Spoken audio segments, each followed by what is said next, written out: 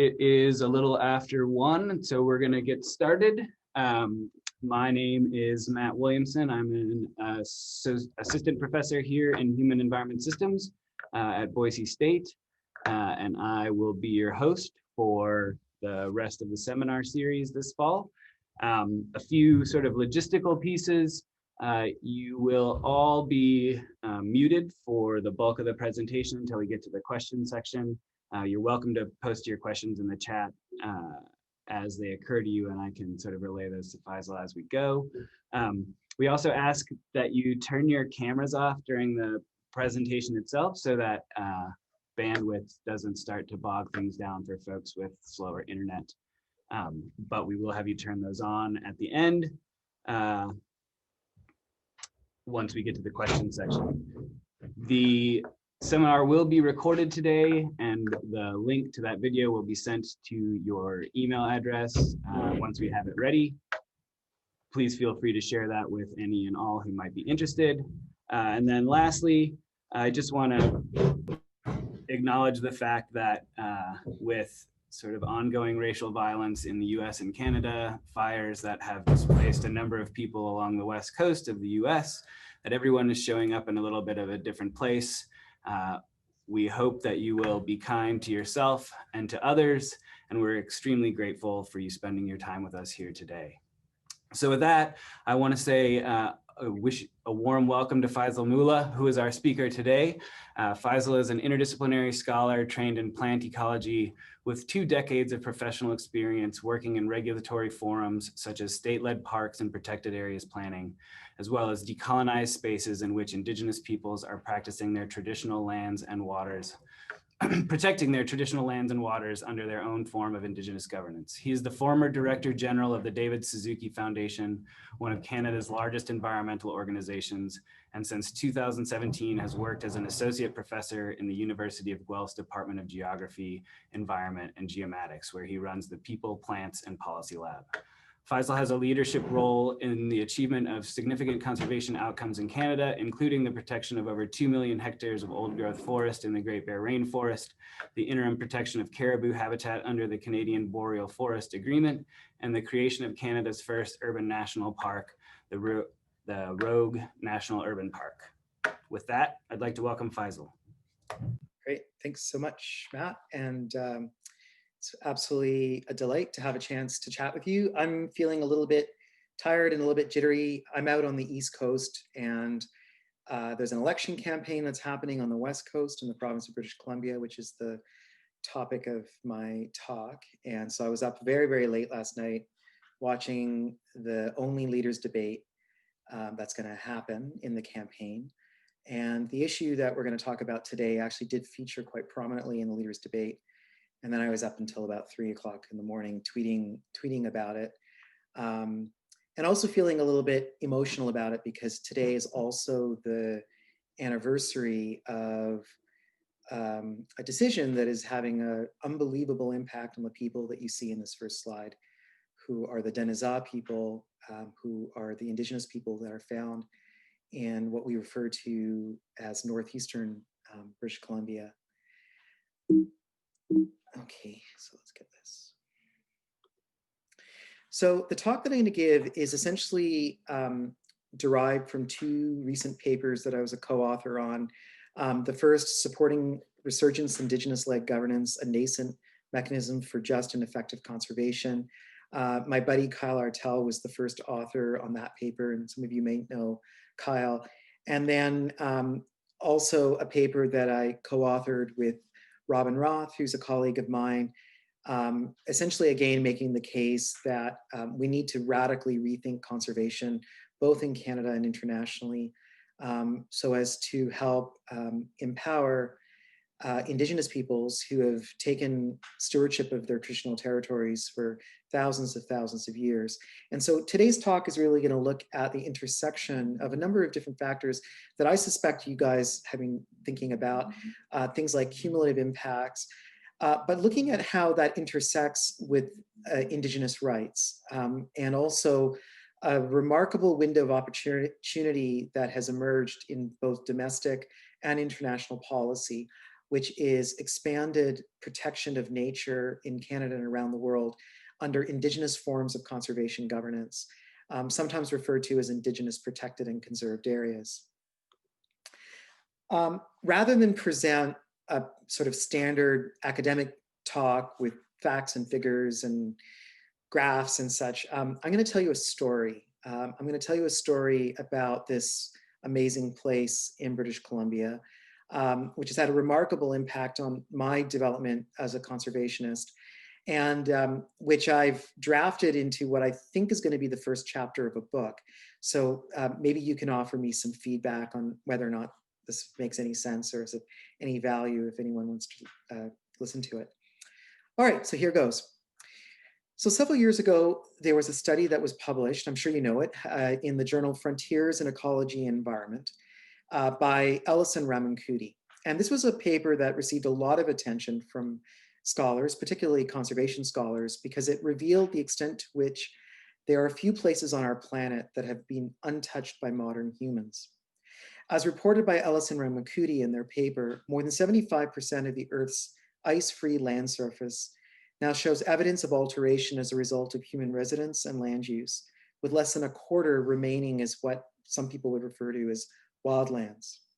From Arctic tundra to primeval rainforest to arid desert, our world has been fragmented by ever-expanding towns and cities, crisscrossed with roads, transmission lines, and pipelines, and pockmarked by pump jacks, flare stacks, and other infrastructure used to pump, frack, and strip mine fossil fuels from the ground.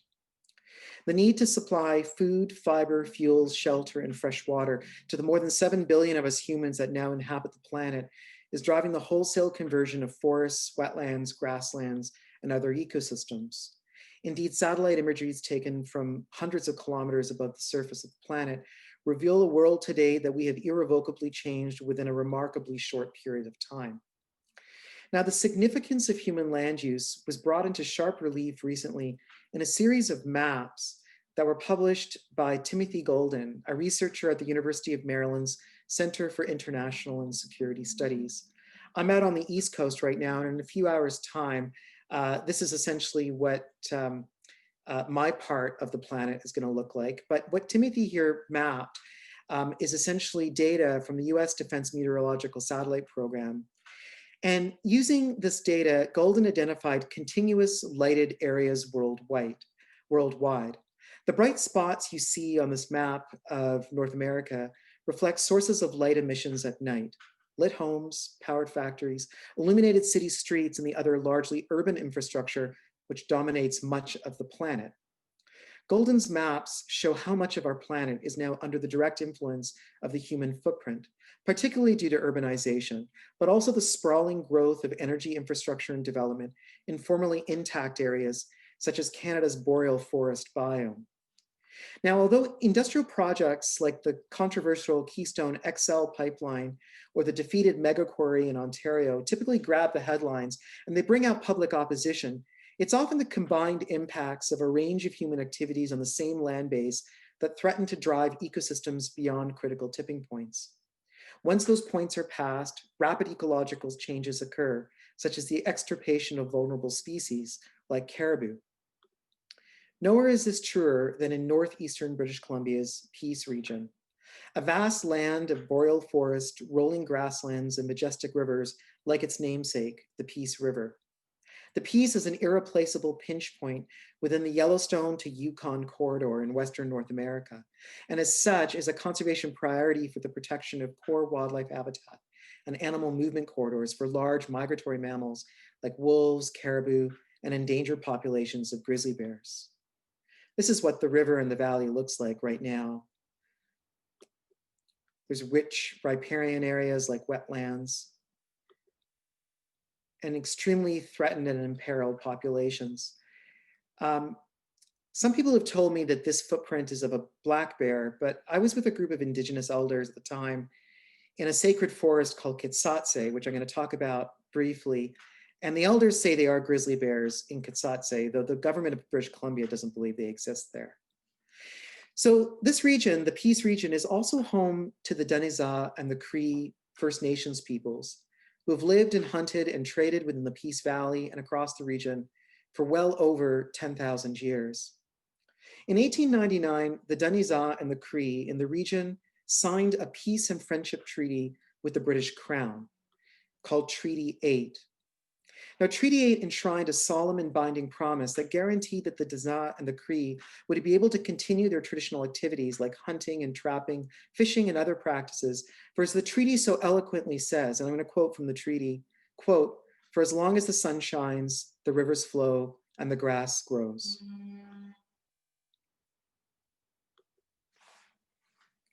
In return for the necessary consent to develop any lands in Danizaa territory, the Crown solemnly promised that the practices the Treaty 8 First Nations have continuously maintained for at least 10,000 years will be allowed to continue without forced interference or forced dependency on the Crown. Yet since signing Treaty 8, the Danizaa and Cree have seen their lands irrevocably damaged by logging, oil and gas extraction, mines, dams, and other resource development and infrastructure. Across their ancestral territories, forestry, energy, and mineral leases and licenses are now widespread and multi-layered. As various industries have exploited these tenures, a sprawling patchwork of large clear cuts, oil wells, dams and reservoirs, fracking operations, and thousands of kilometers of seismic lines, roads, pipelines, and other linear features have now come to dominate the landscape. Several years ago, my former team at the David Suzuki Foundation, which is a large conservation organization in Canada, and our Danizaa First Nation partners published the first ever spatial analysis of industrial land use and land use pressures across a 56,000 kilometer square region of the Peace region.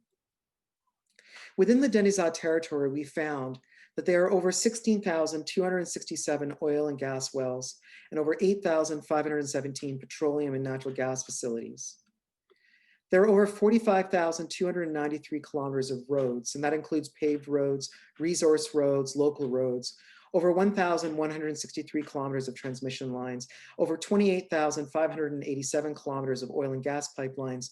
3/4 of these pipelines are currently in operation, and they represent well over half of the pipelines in the entire province of British Columbia, just packed within Danizaa territory. If you placed all the pipelines, the roads, the seismic lines in Danizaa territory end to end, they would extend more than 4.5 times around the circumference of the Earth. When you add up all this development, the aggregate human footprint in Danizaa territory is unprecedented. In fact, the pace and scale of land use and land use change in BC's Peace region exceeds that of other intensively managed landscapes on the continent, such as the Athabasca oil sands region in neighboring Alberta, which tends to get most of people's attention when we think about the impacts of cumulative resource development. Today, more than 65% of Danizaa territory in northeastern British Columbia has felt the impact of industrial development, leaving little intact habitat for sensitive and imperiled species, such as woodland and southern mountain caribou, an iconic and cultural keystone species, to feed, breed, or roam. For example, 5 out of 7 caribou herd ranges that occur within the Peace region have now been diminished by over 50% through a combination of roads, mines, settlements, pipelines, well sites, and other industrial and infrastructure activities. The Burnt Pine herd was extirpated in 2009, and neighboring herds are now down to less than 50 animals, despite recovery efforts under the Federal Species at Risk Act that include captive breeding, some habitat protection, and a controversial predator control program focused largely on the killing of wolves. But here's the rub. The Danizaa people, who have relied upon caribou as their primary source of food for thousands of years, can no longer hunt them. Moose populations have also crashed, and fish in the Peace River and its tributaries have become so tainted with mercury as a consequence of hydroelectric development and reservoirs that the Peace River, that they are no longer safe to consume. The loss of hunting and fishing and harvesting rights is an infringement on not just the Danizaa's treaty rights, but their Aboriginal rights, which are enshrined in the Canadian Constitution, as well as Canada's obligations under international conventions, such as the UN Declaration of the Rights of Indigenous Peoples, particularly Articles 26 and Article 30, from 26 and Articles 29 to 32. I'll just read these two articles. These are two that are particularly relevant here. Article 29 of the UN Declaration of Rights of Indigenous Peoples. Quote, Indigenous peoples have the right to the conservation and protection of the environment and the productive capacity of their lands or territories and resources. Article 32, Indigenous peoples have the right to determine and develop priorities and strategies for the development and the use of their lands or territories and other resources. States shall consult and cooperate in good faith with the Indigenous peoples concerned through their own representative institutions in order to obtain their free and informed consent prior to the approval of any project affecting their lands or territories and other resources, particularly in connection with the development, utilization, or exploitation of mineral, water, or other resources. UNDRIP is really important when it comes to resource policy because in British Columbia, the provincial government has passed an UNDRIP Implementation Act, and the federal government is in the process of essentially doing the same, a commitment to bring all of its domestic policies and laws in line with our obligations under international convention. So here's the thing we have to remember. The dire situation that I've described to you, where 67% of the traditional territories that the Denisah rely upon, in order to exercise those treaty rights, as well as these rights that I've described to you under UNDRIP, the development of those lands, and by extension, the impacts on their treaty rights, they didn't happen by accident. It didn't happen because of a laissez-faire approach to resource and land management policy in Canada. Numerous industries in the Peace region have been operating legally and according to the rules and regulations set forward by provincial and the federal government. But my colleagues and I believe a root cause of the problem is that our laws about land, resource, and water management are hardwired to fail communities and the environment in not just Denisah territory, but in Indigenous territories across the country. The narrow focus of these laws enables industries to operate in isolation from one another. For example, in British Columbia, the province has numerous individual laws like the Forest and Range Practices Act, the Oil and Gas Activities Act, the Mines Act, along with the regulated industries that they enable. But the province, like most jurisdictions in Canada, lacks a legal framework to proactively and comprehensively manage the cumulative impacts of multiple resource industries operating within the same area at the same time. Because of this, the Denisah, with the support of NGOs like the David Suzuki Foundation, West Coast Environmental Law, are engaged with talks with the provincial government to radically overhaul the way we currently oversee and regulate cumulative impacts within their territories, and to advance new forms of conservation, namely tribal protected areas, that protect not just the biodiversity that are found within those areas, but that uphold and protect the treaty and Aboriginal rights of Indigenous peoples to hunt and fish, and by extension, those critical ecological values which these rights are predicated upon, such as healthy populations of wildlife. The Denisah are fighting for an Indigenous-driven approach to governing resource development in their territories that, if successful, would completely upend the current management paradigm in northeastern British Columbia and across the country. It would focus on the management needs of the land, the water, the air, the wildlife, and the communities that depend upon them first, rather than the resources to be extracted. In practical terms, this would mean rather than focusing on what we take from nature to create wealth and employment and prosperity, we should first consider what we must retain in nature to sustain both the wildlife and the well-being of local communities, such as clean air, safe drinking water, access to healthy traditional foods, from caribou meat to wild berries to medicinal plants to all of these other treaty and Aboriginal rights that I've described. At a recent symposium on managing the cumulative impacts of resource development in British Columbia, numerous speakers from First Nations to academics such as myself stressed that effectively managing cumulative impacts will require new institutions and new governance mechanisms, perhaps even new laws and policies, such as a reformed mechanism for establishment of parks and protected areas that better reflects the priorities of Indigenous peoples. More importantly, it will require our leaders to adopt a more proactive and holistic way of thinking about the world, one that recognizes that far from just being a place to extract resources like fossil fuels, timber, and minerals, nature is our home, nature provides our most fundamental needs, and nature dictates limits to growth, and so its protection should be our highest priority. In 2011, the Denisah traveled over 1,000 kilometers from their northern BC home to travel to Victoria, the home of the British Columbia government. They did so in order to develop a declaration drafted by the elders calling for the establishment of a 95,000 hectare tribal protected area that would straddle the BC-Alberta border and is right in the heart of one of the biggest natural gas plays on the continent, the Montney Shale gas play, which contains reserves of over 449 trillion cubic feet of natural gas and more than 1 million barrels of oil. Known as Kitsatse, which means old spruce in the Denizah or the Beaver language, this area is held in great reverence by the community as a sacred place. And Kitsatse is accompanied by a series of other tribal protected areas that other Denizah nations have also established, all within this peace break, this narrow pinch point in the Yellowstone to Yukon corridor. So the one I'm going to talk about is called Kitsatse. It's being established by Doig River First Nation, which are a Denizah First Nation whose traditional territory straddles the border of British Columbia and Alberta. And as I mentioned, Kitsatse in the Denizah or the Beaver language means old spruce. It's an area held in great reverence by the nation as a sacred place.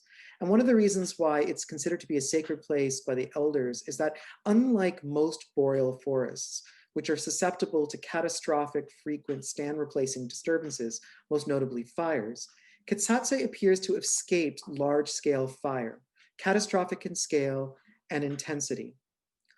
As a consequence, the tribal park is dominated by very rare old growth stands of black and white spruce, which are almost unheard of elsewhere in the Peace region. On one of my recent trips, the late great elder Tommy Atachi told me how he would visit the ancient spruce forests of Kitsatse as a child on horseback. There they'd hunt moose, they'd grieve their loved ones, they'd heal their spirits. He told me, quote, "We've been there forever, even before they made the Alberta-BC border. We use it for healing, spiritual healing. We get healed out there and we pray. It's the last place we have for our people." Indeed, Kitsatse and other proposed tribal protected areas by the Denizah are among the few remaining places in northeastern British Columbia where Denizah can still participate in the traditional activities as their ancestors did for thousands of years before Treaty 8 was signed. Those activities that are crucial to maintaining their cultural and spiritual identity and connections to land, and the very activities that were supposedly protected under the text of the treaty. Years of case law, such as Sparrow or Marshall, as well as the 2014 Supreme Court of Canada's Chilcotin decision, have drawn attention to the fact that treaty and Aboriginal rights enshrined by Section 35 of the Constitution or upheld under international convention like the UNDRIP are effectively meaningless if Indigenous peoples don't actually have access to traditional lands and waterways like Kitsatse, where they can exercise those rights. The Crown must at least try to maintain the ecosystems that are critical to those rights so that Indigenous peoples can continue to live off healthy populations of wild game, fish, and plants. It's for this reason that the Indigenous peoples like the Denizah are exerting their sovereignty and protecting large swaths of their traditional territories as tribal parks and other Indigenous-led conservation areas. Kitsatse is unique in that it's being established on land that's subject to treaty, unlike other tribal parks in British Columbia that have been established by, say, the Council of the Haida Nation in 1981, or Mares Island Tribal Park, which was established by the Colloquiet Nation in 1984. This tribal park has still never been officially recognized by any province or federal government and is not regulated under any sort of government policy. It is established, is protected, it is maintained and managed by the Colloquiet under their own form of Indigenous law. More recently, Dasyko Tribal Park was declared by the Chilcotin National Government after they won title in the groundbreaking Supreme Court decision that I referenced earlier, the Chilcotin decision of 2014. More recently, a groundbreaking coalition of First Nations, Inuit, and Métis have come together to advance something called Indigenous Guardians programs across the country with the goal of empowering communities to manage ancestral lands and waters according to traditional laws and values. The Indigenous Guardians Network received an initial investment of $25 million Canadian over 5 years in the 2017 and 2018 budget. And I'm just going to play a short little video, which is a nice little kind of introduction to what Indigenous guardians are.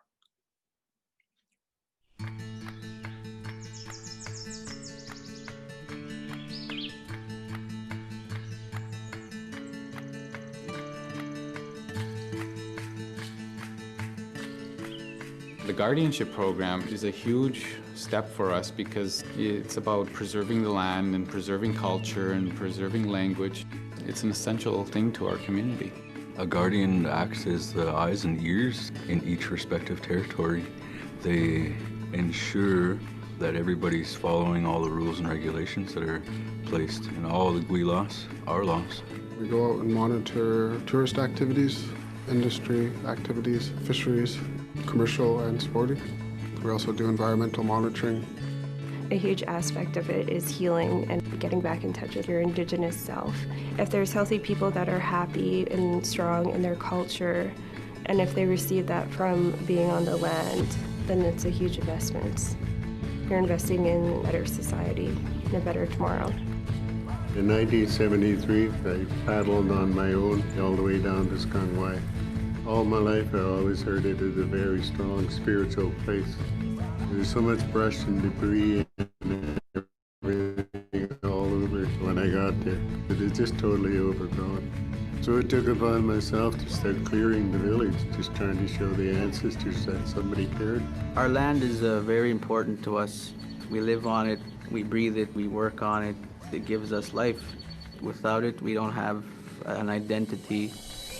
The best part of being a guardian is being out on the land where your ancestors have lived for many centuries, and just to reconnect with Mother Nature and how your people lived off the land. There's a gap between the youth and the elders. By starting this program, it's trying to bridge that gap, trying to create that spark to carry on the knowledge. We are sustaining our traditional territory not only for us, but for the whole world. Our ecosystem is so pure, we have so many trees, that we are cleaning up a lot of pollution.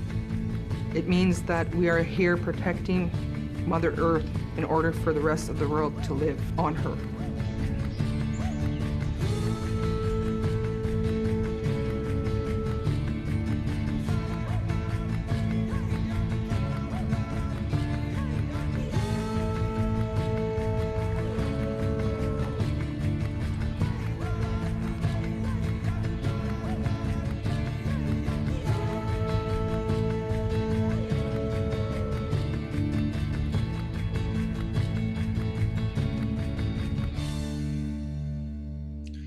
The Guardians Network, tribal parks, and other forms and mechanisms of Indigenous conservation are critical because conservation policy, in particular, the establishment of parks and protected areas, has long played a central role in the displacement of Indigenous peoples from their traditional territory. In Canada and around the world, study after study has documented the alienation of Indigenous peoples from important food resources, cultural sites, and livelihood activities in the name of conservation. The negative social and ecological effects are directly linked to a particularly colonial form of protected area. One issue is rooted in notions of wilderness as being necessarily uninhabited, of management expertise as being exclusively informed by Western science, and of Indigenous peoples as being unequipped to manage for conservation values. Thus, it's fair to say that state-managed protected areas are part of the very fabric of colonialism because they have served as a means through which colonial and modern settler nation states establish and maintain control over Indigenous territories. Now, Canada particularly struggles with a legacy of colonial conservation policy.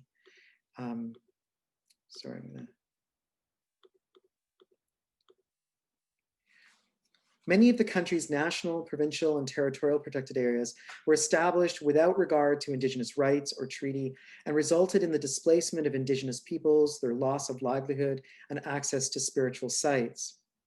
Writing in the Walrus magazine, Indigenous writer Robert Jago has even referred to Canada's network of protected areas as colonial crime scenes, owing to the forced displacement and annihilation of Indigenous peoples from their lands and territories in the name of conservation.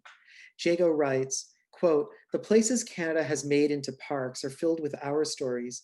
Every mountain, every valley has a name and a history for us Indigenous peoples. It is in these places that our history is alive." In his article for The Walrus, Jago offers examples of how Indigenous peoples have been marched off, in some cases at gunpoint, so as to facilitate the establishment of protected areas, which today are celebrated as much loved representations of the Canadian outdoorsy, wilderness-loving Canadian culture. This includes the ban on Native peoples in Banff National Park, enacted by Canada's first Superintendent of Parks, George Stewart, in 1885, to the more recent murder of an unarmed Indigenous activist, Dudley George.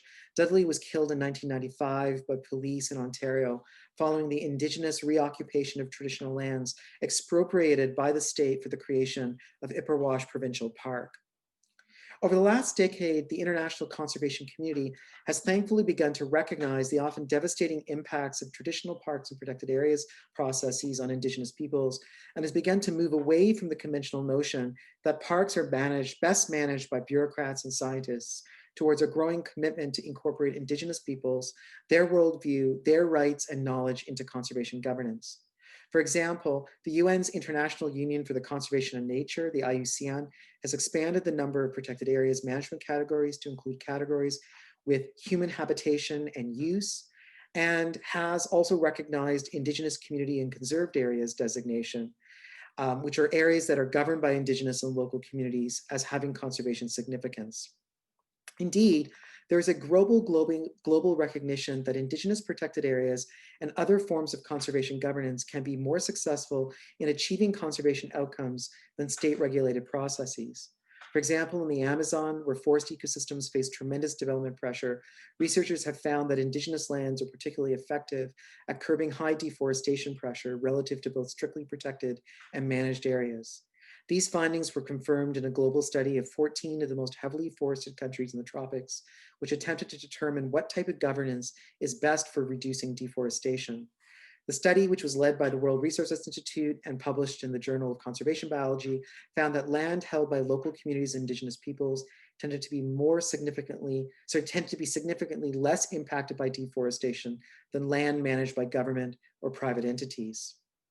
Thankfully, Parks Canada, which is the federal parks agency here in Canada, as well as provincial and territorial parks agencies, have now committed to a renewed relationship with Indigenous peoples in the establishment of new parks and protected areas.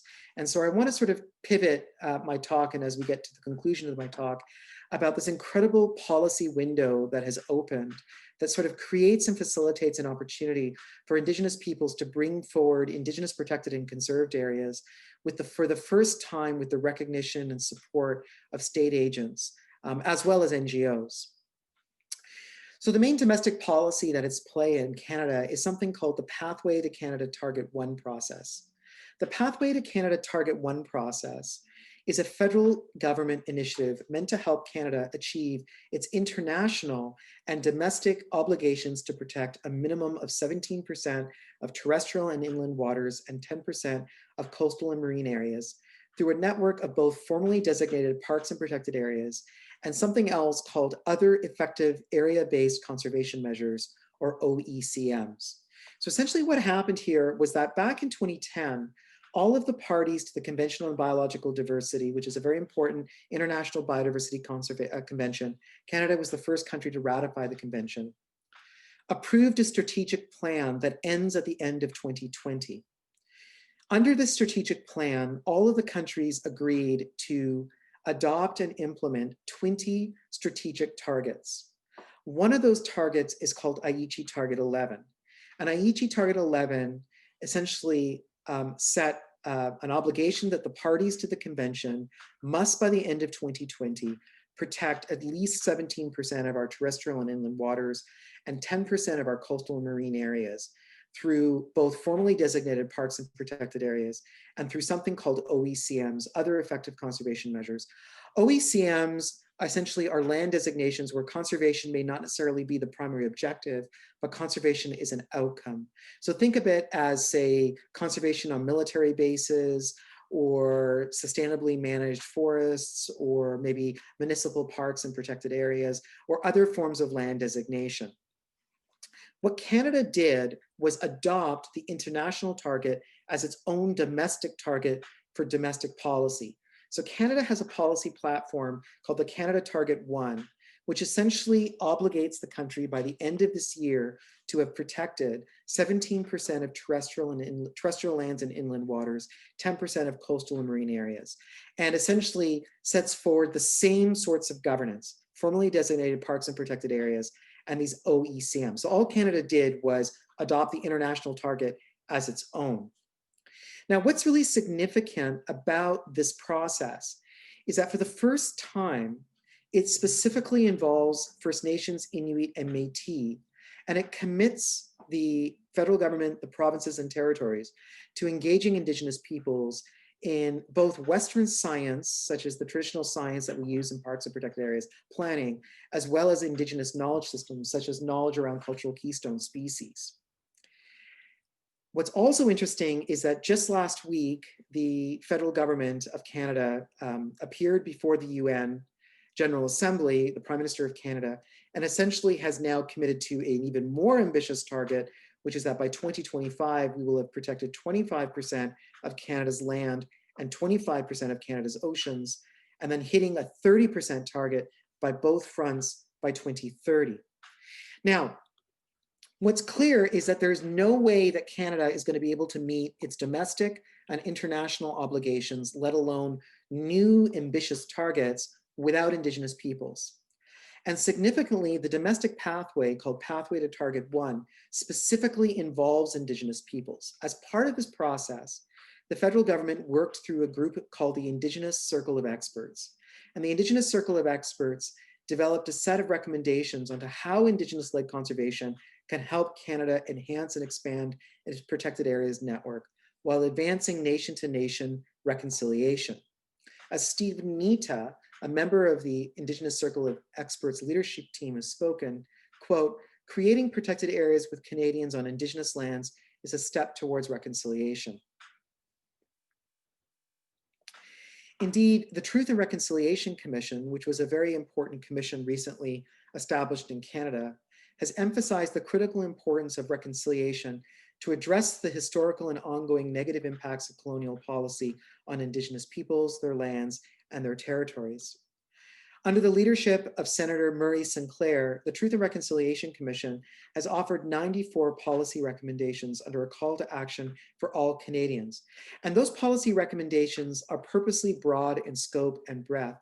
And what's really important to understand is that these policy recommendations don't just address historic injustices that have been perpetrated against Indigenous peoples, but essentially set forward a very strong mandate for the inclusion of Indigenous peoples in the development of public policy, including in resource management.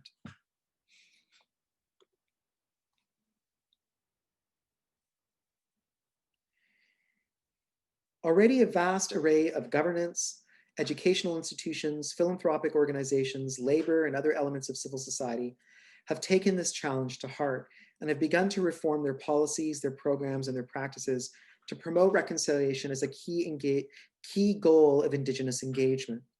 And I'm really happy to tell you that the conservation sector in Canada has begun to reorient itself as well to more effectively work with Indigenous peoples in the support of conservation, guided by those principles that I described earlier under the UN Declaration on the Rights of Indigenous Peoples.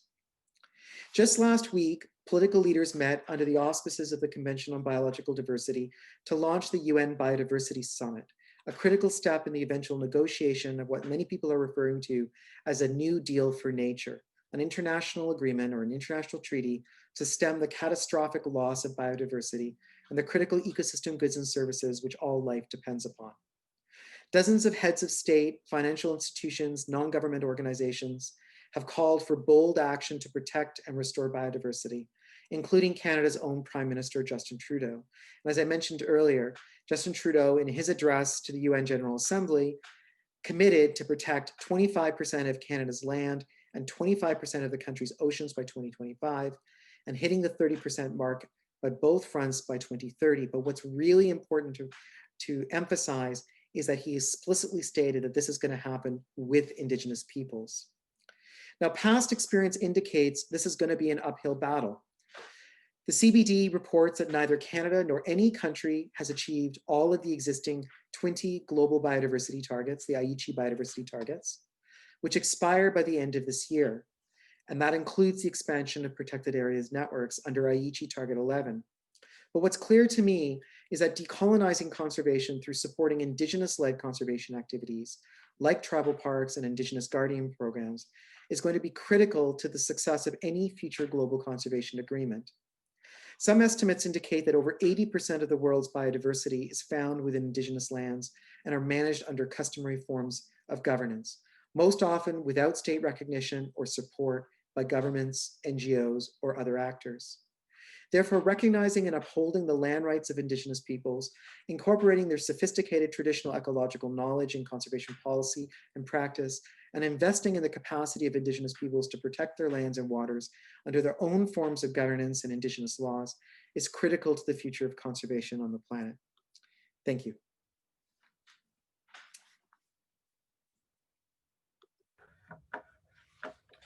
Fantastic. So for folks who have questions, you can either raise your hand in the participants list, and I should be able to see you and call on you, or you can just turn your camera on, and that will be a good way for me to know that you've got questions. So while you are getting ready to do that, I guess I'll start. Faisal, I wonder, so getting to 30% by 2030 is a pretty ambitious goal with a pretty constrained timeline. And I wonder if you can speak at all to how you, or what strategies exist for sort of making sure that that process for the Indigenous Circle of Experts is allowed to play out in the way that it needs to, while still dealing with this very compressed sort of target-driven timeline, and what the risks are with hurdling forward, and what the drawbacks might be of potentially slowing things down. Yeah, that's a really good question. So the way I'm going to answer it is by something that I've learned largely through spending a lot of time on the land with Indigenous peoples and a lot of time with elders and guardians and hunters and trappers, that oftentimes much more important than the outcomes of the relationship that you develop with Indigenous peoples is the process by which you develop that relationship. And so the federal government is really focused on the outcomes of the relationship, which is to hit 25% protection by 2025 and 30% protection by 2030. And they could probably do it if they were to focus primarily on those vast intact landscapes which are found in the boreal and in the Arctic, and where resource pressures are relatively less at play in terms of the political landscape.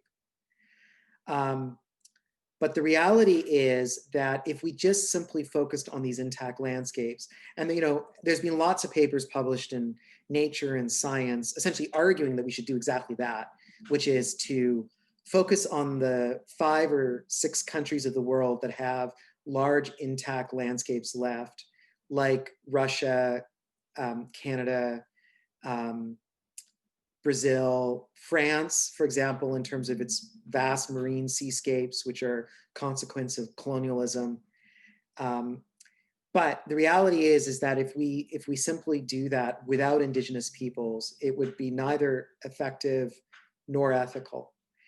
And so I think the real danger here is that we don't get led by acres on the ground in terms of these targets, but that we really look at doing this in a really careful way. And that's why I think governance is so critical. I think Indigenous protected and conserved areas offer a type of governance that can both deliver on, astronomical, heart-stopping conservation. And we just saw that recently with the establishment of Tai-Dene-Nene by the Litzel-Kay First Nation in the Northwest Territories, other massive new protected areas, Indigenous protected areas that have been established by Indigenous peoples. But the governance is so critical in terms of how that conservation happens and how those conservation areas are going to be managed. And then I'll just add on another thing, which I think is really important, and which my authors and I write about in one of the papers that I mentioned earlier is that we can't ignore the developed and highly managed landscapes as well, because if we just focus on those conservation targets, then the Denizah are going to be completely ignored. I mean, where do you do conservation in Denizah territory when 65% of their territory has already been impacted, doesn't have the high value conservation indicators that NGOs tend to care about, the charismatic megafauna, big grizzly bears, caribou, wolves, etc., because of the history of land use and land use development. And the places that haven't yet been developed are tenured to be developed and are going to be developed in the next 20 years. So how does the Denizah and their landscape have any relevance to this conversation and these policy pathways? And so again, I would argue, and we've argued in papers that we've published, that the southern part of the boreal forest, places like the northeastern part of British Columbia, you know, vast areas of southern Ontario, lower mainland of British Columbia, for example, the Maritimes of Canada where the Mi'kmaq people live, that we need to also think of those landscapes not as landscapes of regret, but as landscapes of opportunity for Indigenous conservation. And the governance and the practice may be different. It may be less about protecting and more about restoration and more about Indigenous-led systems of stewardship. Thanks. There's so many questions I want to ask you following on that, but I feel like I should adhere to my duties as host. One of the questions in the chat from Fiona is, could you share a couple of specific examples of how the Canadian conservation movement is reorganizing itself to more meaningfully work with Indigenous peoples and decolonize approaches to conservation? That's a really good question. So in my autobiography or biography thingy that Matt mentioned, I mentioned two very large land use planning processes that I helped participate in and helped to negotiate. And they were, at least one of them was super dysfunctional. And I learned a lot. I got my ass kicked and I learned a lot because that things like the Canadian Boreal Forest Agreement, which was a large kind of negotiated agreement between the NGO sector and the forest industry, did not recognize and uphold sort of the Indigenous rights that I talked about. So what I would say right now is that it would be hard pressed to find an NGO in Canada that is not thinking about treaty rights, that is not thinking about UNDRIP, that is ignoring the concept of free, prior, and informed consent, which is a really important attribute of the UNDRIP in terms of how Indigenous people need to be engaged. So these new protected areas that are coming forward, including these Indigenous protected and conserved areas, are very much happening in the spirit of reconciliation, where there is an attempt to atone, to recognize, to apologize for past behaviors that have oftentimes really harmed Indigenous people. And, you know, I could talk for hours about really super awesome protected areas where Indigenous peoples were kicked off their lands, in some cases at gunpoint. I mean, there's a park that I really like to spend time in called Quetico Park on the northern shore of Lake Superior. That park was established after the reservation that was created in the park and the traditional territories that were in that park. The Indigenous nation there was disenfranchised, moved out of the park, and then it was created as a protected area, largely so that people from the south could have wilderness experiences, hunting and fishing and guiding and all sorts of things like that. So what does that mean in practical terms? So what that means in practical terms is there's a lot of really good NGOs like Nature United, the Nature Conservancy of Canada, that are doing a lot of work with Indigenous nations to help provide technical capacity to map priority areas, to map the habitat of cultural keystone species so that we're not ignoring cultural attributes in terms of prioritization. There is a lot of funding that's going to the Indigenous Guardians programs so that guardians, Indigenous peoples, are on the land and they're doing the biodiversity monitoring, they're doing the enforcement, they're essentially doing the management of these Indigenous protected and conserved areas. And then I would also say that there's a lot of NGOs that are also working really strongly to put pressure on the Canadian government when it comes to some of these domestic and international policy commitments, and to ensure that these are delivered through Indigenous-led systems of conservation governance. I'm gonna, there's another question from Peter Morrison in the chat asking, oh, and Fiona says, thank you. Peter asks, is there an analysis of which Indigenous lands are the highest conservation priorities from an ecological perspective? And if so, what does it show? And I guess I would add another sort of piece to that, which is, if we're thinking about the Canadian South, how might we want to reframe that sort of conservation prioritization to actually account for some of these issues you talked about before in terms of big, pristine megafauna habitats may not actually capture big chunks of lands impacted by development and or Indigenous rights? Yeah, so Peter, that's a really good question. And I would say that you're just beginning to see the papers get published. For the life of me, I'm forgetting his name, and he's actually a colleague. So terrible. So I would say there have been some papers that are published in the gray literature, largely by Indigenous organizations, looking at the convergence of Indigenous protected areas and things like carbon sequestration and storage.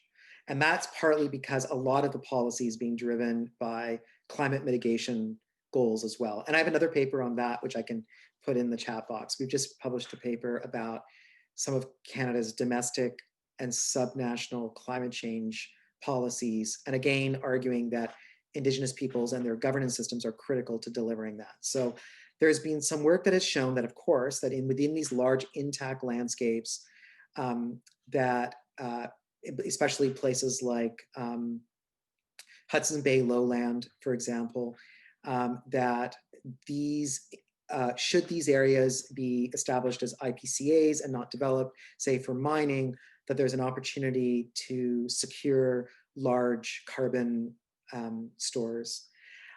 There's a paper that was published, and I can't remember the first author, and I'm so embarrassed because he's a really wonderful, wonderful guy, that showed that the species richness that is found within IPCAs exceeds that of existing parks and protected areas that have been established under colonial processes. I'm not familiar with any representation, ecological representation type studies that have been done. I think they do need to be done. I think that would be really super cool. And like Matt, I also have a real interest in these developed landscapes, in part because I really worry that if we just focus on the typical conservation metrics that have sort of guided us in how we establish parks and protected areas to date, then we're really going to end up focusing on like the charismatic megafauna that are flagship species because they attract conservation dollars.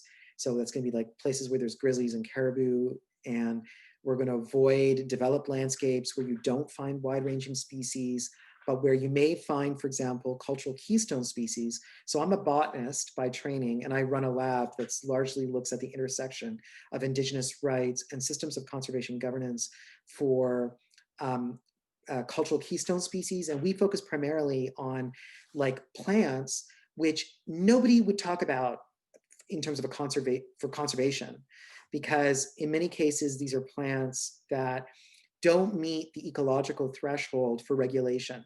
So things like blueberry, wild blueberry, but nevertheless are so super important for the exercise of constitutionally protected treaty rights and are significantly impacted by human land use. And in this case, it's the use of defoliants and herbicides in forest silviculture. But definitely I would say, Peter, that that's a huge area of research need, and would love to chat with you if that's something you'd be interested in collaborating on. Just a reminder that if you want to ask a question, you can raise your hand by clicking on the little more button in the participant list, or turn your video on, or post a question in the chat. While you're thinking of those, I guess one question I have for you, Faisal, and something I know you've been working on in terms of the Conservation Through Reconciliation Partnership is, what role do you see for universities in terms of, say, supporting the Guardian movement, or providing various resources for advancing these different conversations? I guess the question is, what's happening now? What do you wish was happening, and how might that sort of change actually come to pass? Yeah, that's a really interesting question. I don't think enough is happening. You know, so I turned 50 next month, and I was trained as a conservation biologist in the 90s. And I studied, you know, the grand poobahs of conservation biology. I never was told about Indigenous people. I never heard anything in my classes about treaty rights or Indigenous rights. I never heard anything about cultural keystone species. I was taught about the 3-track approach to conservation planning, which was focused on, you know, largely things like intact areas that could deliver on ecological representation targets, or habitat for focal species, or special elements that NGOs really cared about. And I think that has to change. So I would say that one of the things that I'm doing in my lab and through my teaching is making Indigenous conservation, making space for Indigenous people, and helping to reiterate and amplify the Indigenous narratives that I talked about today. So I'm not an Indigenous person, although my family came as refugees to Canada from Africa. And we were also colonized. We were colonized by the British, we were colonized by the Dutch.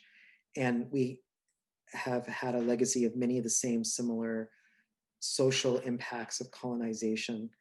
But I'm not an Indigenous person, and I don't have the familiarity with Canada as an Indigenous landscape. So one of the things I'm trying really, really hard in my classes is to put Indigenous scholars on the course syllabus, to have Indigenous speakers either present live to the students or have them available on video or recorded and such. So I think that's really, really important, which is that we have to re-narrate the conservation story, and it has to happen at the undergraduate level. The other thing that I'm doing in my lab, and it is beginning to happen a little bit through the Conservation Through Reconciliation program, which is a big federally funded initiative in Canada in support of Indigenous conservation, is to make space for Indigenous students who come study with me for their masters or for their PhDs, and where we're doing a lot of really interesting scholarly work that explicitly integrates Indigenous knowledge systems and Western science.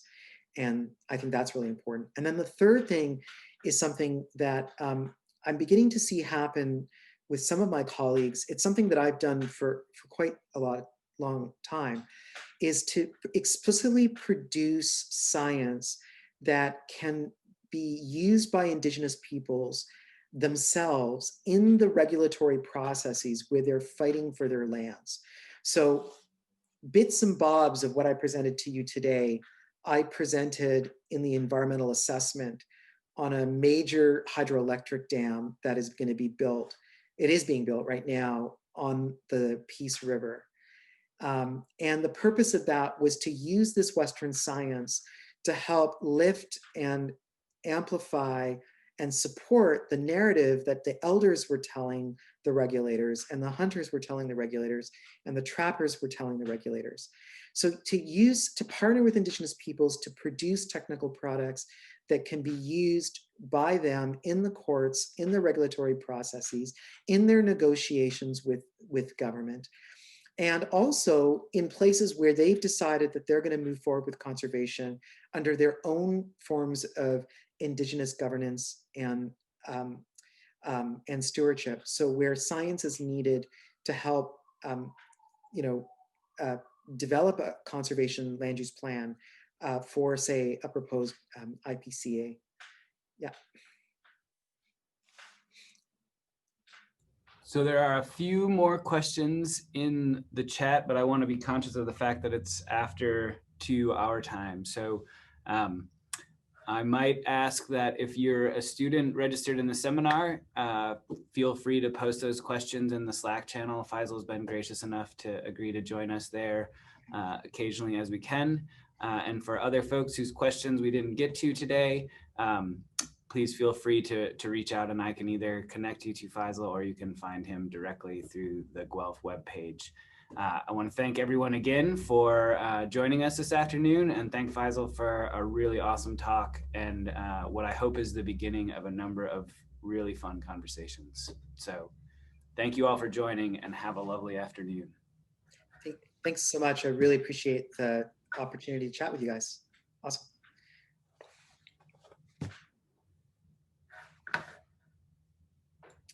So Matt, I'm going to stick around.